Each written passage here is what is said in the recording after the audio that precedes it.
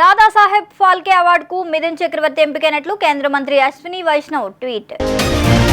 రేపు శ్రీవారి ఆలయంలో కోయిల్ అల్వార్ తిరుమంజనం, రేపు వీఐపీ బ్రేక్ దర్శనాలు, అష్టదళ పాద పద్మారాధన సేవలు రద్దు చేసిన టీటీడీ.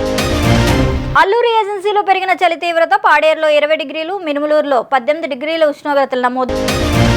యూట్యూబర్ హర్ష సాయి మరో మోసం, కేసు నమోదు చేసిన పోలీసులు. సహాయం పేరుతో 5.4 లక్షలు వసూలు చేసి మోసం చేశాడని బాధితుడు ఫిర్యాదు.